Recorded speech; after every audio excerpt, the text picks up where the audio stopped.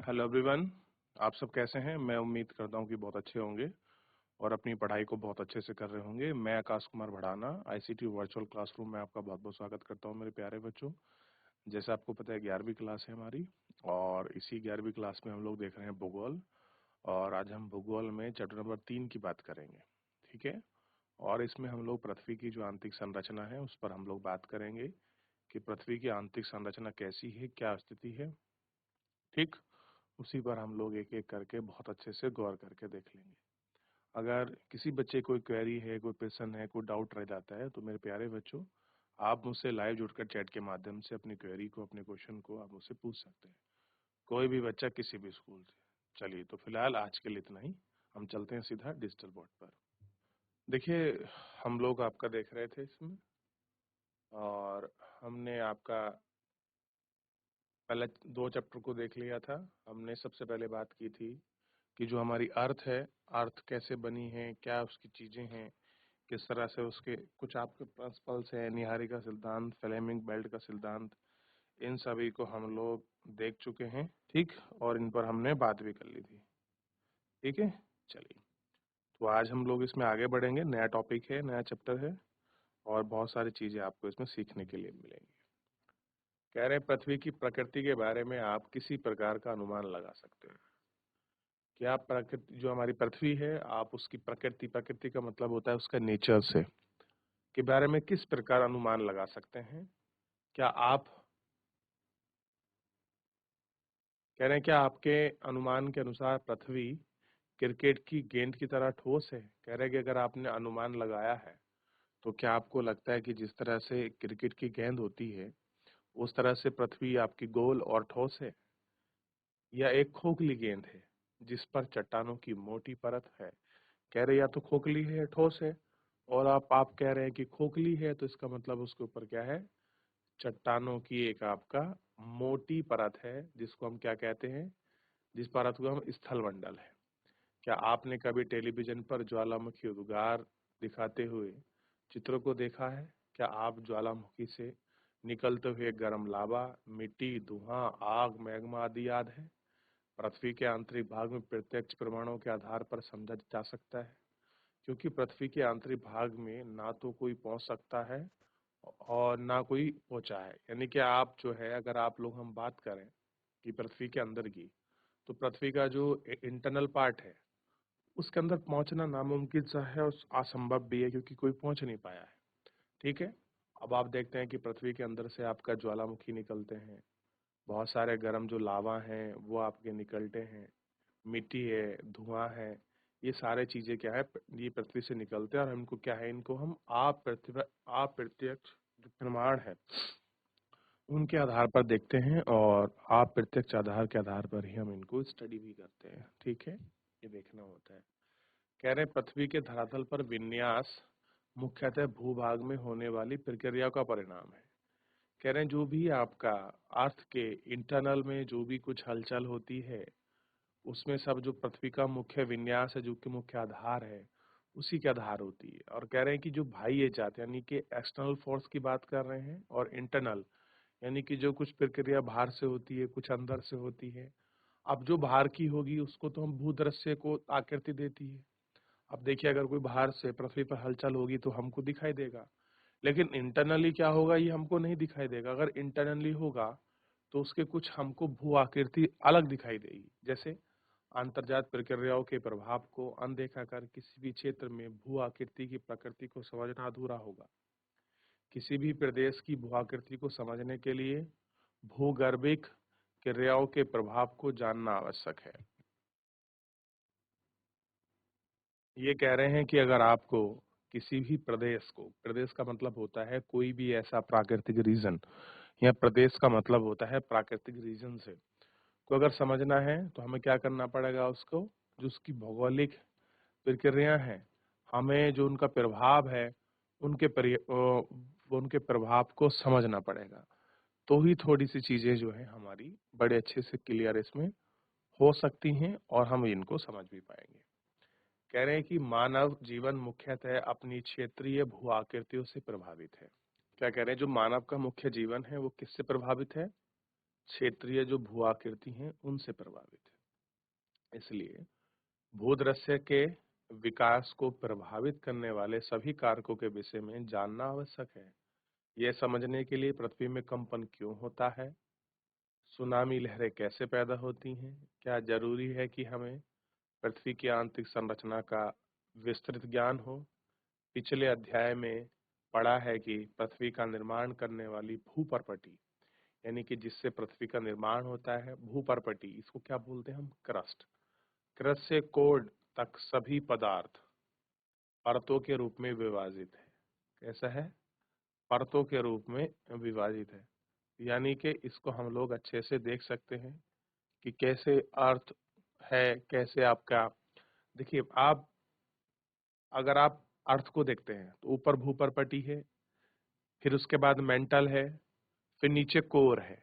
तो भूपर्पटी से कोर तक क्लियर हो गया।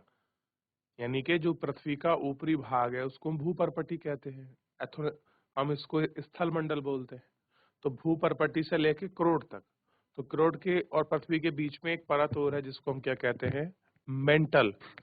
ठीक, मेंटल का मतलब पागल नहीं है, यहाँ पृथ्वी को विभाजित किया गया है उसके भौतिक तत्व गुणों के आधार पर।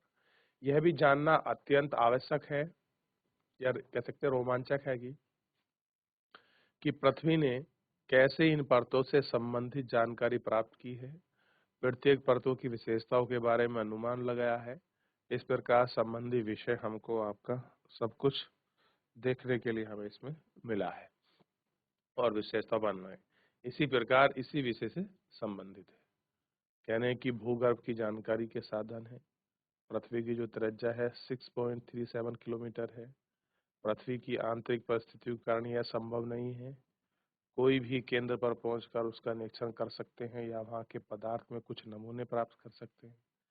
यह आश्चर्य की बात है। कह रहे हैं कि ऐसी परिस्थितियों में भी वैज्ञानिक हमें यह बताने में सक्षम हुए हैं कि भूगर्भ की संरचना कैसे हुई है, और कह रहे हैं कि वैज्ञानिक हमें बताने में सक्षम हुए हैं कि कैसे आपका इनकी आपका रचना हुई है, कैसे इनकी गहराई है, क्या चीजें हैं, इन सभी पर हम लोग आपका देख सकते हैं। ठीक है, तो इन पर भी हम लोग आपका बात करेंगे और इनको भी हम लोग आपका देखेंगे कि कैसे कैसे किस तरह से बनी है जो पृथ्वी की आंतरिक संरचना है। ठीक, इस पर भी हम लोग बात करेंगे। और इतनी गहराई पर किस प्रकार से पदार्थ पाए जाते हैं, पृथ्वी की आंतरिक संरचना के विषय में हमारी अधिकतर जानकारी परोक्ष रूप से अनुमान पर आधारित है। और कह रहे हैं जो भी हम पृथ्वी के विषय की जो भी जानकारी हम लोग देख रहे हैं, ये परोक्ष यानी कि आपका जो भी है सब अनुमानित बेस है। आप कह सकें कि ये हमने प्रत्यक्ष रूप से देखा है तो नहीं, ये जितना भी हम इसमें पढ़ेंगे वो हम लोग आपका अनुमानित तौर पर ही जो सारी स्थिति हैं उन्हीं के आधार को हम लोग गौर करके देखेंगे। जानकारी का कुछ भाग प्रत्यक्ष आपके परीक्षणों और पदार्थ के विश्लेषणों पर आधारित है। ठीक, अब बात कर रहे हैं प्रत्यक्ष स्रोत की कि डायरेक्ट स्रोत क्या होते हैं। ठीक, अब आप देख रहे थे दो प्रकार के स्रोत हैं जिनके आधार पर हमको पृथ्वी की आंतरिक जानकारी जो है वो हमको प्राप्त होती है। इंटरनल स्ट्रक्चर कैसा है अर्थ का हमको पता लगते हैं, त्रिज्या की जो स्थिति है इनको हम लोग आपका देख लें, तो इन सभी पर हम लोग आपका बात हुई। चलिए एक बार पूरा देख लीजिए। हम इनडायरेक्ट स्रोत पर आगे बढ़े उससे पहले एक बार आप थोड़ा सा पढ़ लें, एक बार देख लें, कुछ पूछना हो तो कुछ पूछ लीजिए। क्योंकि आप जानते हैं कि पृथ्वी के अंदर जितना भी आपका कुछ भी आपका भौगोलिक जो भी घटनाएं होती हैं, चाहे इंटरनल हो चाहे एक्सटर्नल हो, पृथ्वी में ज्यादातर जो आंतरिक घटनाएं होती हैं, चाहे वो आपका प्लेटों की गति करने को लेकर हो, क्लियर है, चाहे अंदर लावा और जो है उसके अंतर्गत जो हलचल है उसको लेकर हो, रेडियो एक्टिव तत्व हो उनको लेकर हो, इन सभी पर आपको स्पष्ट रूप से इनकी जानकारी मिलेगी। चलिए देख लिया इतना आप लोगों ने, यहाँ तो कोई डाउट कोई क्वेरी किसी प्रकार की। तो अब बात करते हैं हम इसमें कि आपके अप्रत्यक्ष जो स्रोत हैं वो कैसे हैं, क्या उनका आधार है, इन सभी अप्रत्यक्ष जो आपके स्रोत हैं इन्हीं पर हम लोग आपका आखिर में देख ही लेते हैं कि कैसा क्या है इसमें।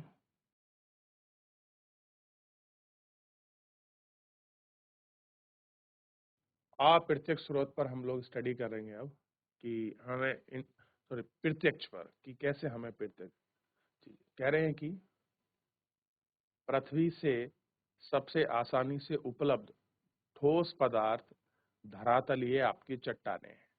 अगर आप पृथ्वी पर स्थित जो आपकी चट्टानें हैं आप उनको देखोगे तो उनको हम प्रत्यक्ष रूप से देख सकते हैं, बड़ी आसानी से हमको मिल जाती हैं।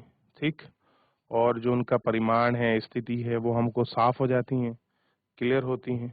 ठीक है, याद है इतना तो आपको। अथवा वे चट्टानें हैं जो हम खनन क्षेत्र से प्राप्त करेंगे। दक्षिणी अफ्रीका की सोने की खानें 3 से 4 किलोमीटर तक गहरी हैं।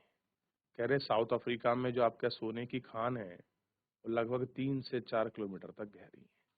इससे अधिक गहराई में जा पाना असंभव है। कह रहे कि अगर आप इससे अधिक गहराई में जाओगे नीचे पृथ्वी की तो असंभव है, क्योंकि उतनी गहराई पर तापमान बहुत अधिक होता है। कह रहे अगर आप नीचे की तरफ जैसे जैसे आप पृथ्वी के इंटरनल पार्ट में जाते चले जाओगे तो तापमान अधिक होता है। खनन के अतिरिक्त वैज्ञान विभिन्न प्रकार की परियोजनाओं के अंतर्गत आंतरिक स्थिति में जानने वाली गहराई में छानबीन कर रहे हैं। संसार भर के वैज्ञानिकों ने दो मुख्य परियोजनाओं पर काम कर रहे हैं। ये गहरे समुद्र में प्रावेद योजना है। और कैसे कैसे कह रहे हैं, गहरे समुद्रों में यह आपके प्रावेद योजना है। ठीक है, और इन पर आपका डीप जो आपका स्टडी है, कोरल स्टडी है, आप उनको बड़े अच्छे से देख सकते हैं और बहुत ही अच्छे से बात कर सकते हैं। ठीक है ना, देख लिया। अब कह रहे हैं कि आप देखिए परियोजना में काम कर रहे गहरी समुद्री प्रावेदन यानी कि डीप ऑसलिंग ओशन आपका ड्रिलिंग जो आपका प्रोजेक्ट है, यानी कि समुद्र के अंदर जो हम लोग गहराई को आपका देखते हैं उनको जो माप रहे हैं। ठीक, और आपका इंटीग्रेटिंग आपका ओशनिक जो आपके प्रोजेक्ट हैं उन पर भी हम लोग आपका बात करेंगे। कह रहे हैं कि आज तक सबसे गहरा ड्रिलिंग यानी कि इंटरनल पार्ट की अगर आप हम लोग बात करें तो अटलांटिक महासागर में कोला क्षेत्र में 12 किलोमीटर तक की गहराई तक किया गया है। यानी कि हम लोगों ने, अगर आप लोग देखें अर्थ पर देखें, पृथ्वी पर देखें जो स्थल मंडल है उसमें हमने केवल आपका 4 किलोमीटर तक ही हमने पृथ्वी में आपकी खुदाई की है। हम 4 किलोमीटर तक ही गए हैं।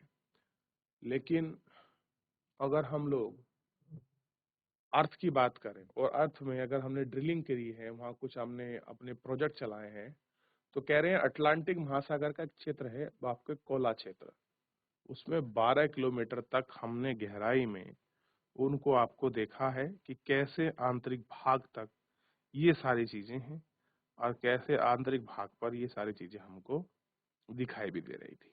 ठीक, तो 12 किलोमीटर ओशनिक लेयर में इनको इन्होंने क्लियर हुआ। कह रहे हैं कि इन परियोजना तथा बहुत सी अन्य गहरी खुदाई परियोजना के अंतर्गत विभिन्न प्रकार की गहराई पदार्थ पर विश्लेषण हमें पृथ्वी की आंतरिक संरचना संबंधित असाधारण जानकारियां प्राप्त हुई हैं। कह रहे हैं कि ज्वालामुखी उद्गार प्रत्यक्ष जानकारी का एक अन्य स्रोत है। जब वह कभी ज्वालामुखी उद्गार से लावा पृथ्वी के धरातल पर आता है तो ज्वालामुखी कह रहे प्रयोगशाला अन्वेषण के लिए उपलब्ध है। यदि इस बात का निश्चय कर पाना कठिन होगा कि मैग्मा कितनी गहराई से निकला है। कह रहे हैं कि अगर आप लोग ज्वालामुखी उद्गार को भी देखोगे, उसी उद्गार में अगर आप देखते हैं कि वो आपकी पृथ्वी के आने पर धरातल पर जो आया है, आप उसे प्रयोगशाला में बात करेंगे तो आप ये कंफर्म नहीं कर पाएंगे कि ये पृथ्वी के कितने गहरे भाग से हमको मैग्मा प्राप्त हुआ है। बस हम चट्टानों की स्थिति को हम लोग इसमें अध्ययन हम लोग कर रहे हैं, तो हमने प्रत्यक्ष रूप में देख लिया। थोड़ा सा अप्रत्यक्ष जो स्रोत है उन अप्रत्यक्ष स्रोतों को हम लोग थोड़ा सा आपका गौर कर हम इनको देख सकते हैं और इनमें हम बात भी करेंगे। ठीक है, चलिए, तो ये था प्रत्यक्ष में। अब बात करते हैं अप्रत्यक्ष में। चलिए, कह रहे हैं कि पदार्थों के गुण धर्म यानी कि जो उनका नेचर है के विश्लेषण से हमें पृथ्वी की आंतरिक भागों की प्रत्यक्ष जानकारी प्राप्त हुई है। कह रहे कैसे उनका प्रत्यक्ष जानकारी प्राप्त करने के लिए हमने पृथ्वी के जो गुण धर्म हैं उनकी हमने स्टडी की है और उन्हीं के आधार पर ये बहुत सारी चीजों की हमें जानकारी मिली है। क्लियर है? कह रहे हैं कि खनन प्रक्रिया से हमें पता चलता है कि पृथ्वी के धरातल पर गहराई बढ़ने के साथ साथ तापमान एवं दाब में वृद्धि होती है। कह रहे जैसे गहराई के साथ आपका ताप और दाब बढ़ेगा, आप जैसे पृथ्वी की गहराई पर जाएंगे तापमान बढ़ने लगेगा और दाब में वृद्धि होगी, जबकि जहाँ जहाँ प्रेशर होता है वहाँ टेम्परेचर कम होता है, लेकिन यहाँ पर आपका टेम्परेचर भी हाई है और प्रेशर भी हाई है।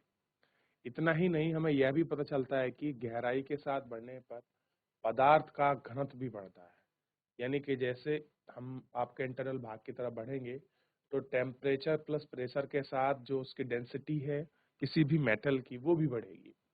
तो ताप और दाब और घनत्व में इनके परिवर्तन दर को आंका जा सकता है कि कैसे इनकी परिवर्तन दर है, हम इसको आंक सकते हैं। ठीक, पृथ्वी की कुल मोटाई को अगर ध्यान में रखें तो वैज्ञानिकों ने विभिन्न गहराई पर पदार्थों के ताप और दाब घनत्व को मान को अनुमानित किया है और कह रहे हैं कि प्रत्येक परत के संदर्भ में इन लक्षणों का विस्तार वर्णन किया है अध्ययन से, और पाओगे इन्हें अध्ययन से के रूप में भी और आगे से आपका देखोगे। तो ये सारी चीजें हैं और इसी का ये पार्ट है, इसी की बातें हैं।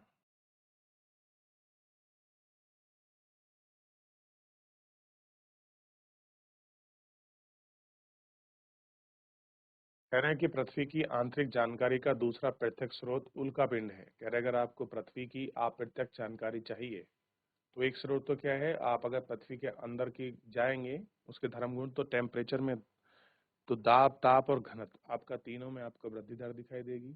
ठीक है, दूसरा हमने क्या बताया, अप्रत्यक्ष रूप से आपका उल्कापिंड जो कभी कभी धरातल तक पहुंचता है। हालांकि ये हमें ध्यान देना चाहिए कि उल्कापिंड विश्लेषण के आधार पर इन्हें उपलब्ध आंतरिक भाग से नहीं प्राप्त है। कह रहे जो उल्कापिंड है अगर हम इनका विश्लेषण करेंगे तो पृथ्वी का ये आंतरिक भाग के स्रोत नहीं है, क्योंकि मैंने आपको कल भी बताया है कि जो ये कहाँ है, ये आकाशीय पिंड है। ठीक, और मैंने आपको ये बताया कि शुक्र और आपके जुपिटर जो हमारा बृहस्पति उसके बीच में जो एक आपके खगोलीय पिंड है उन्हीं को हम उल्का पिंड कहते हैं। तो उल्का पिंड क्या है, उनकी पृथ्वी की संरचना से मिलती जुलती है। कह रहे अगर आप उल्का पिंड को देखोगे तो जिस तरह से उल्का पिंड की संरचना है उसी तरह से पृथ्वी की संरचना मिलती जुलती है।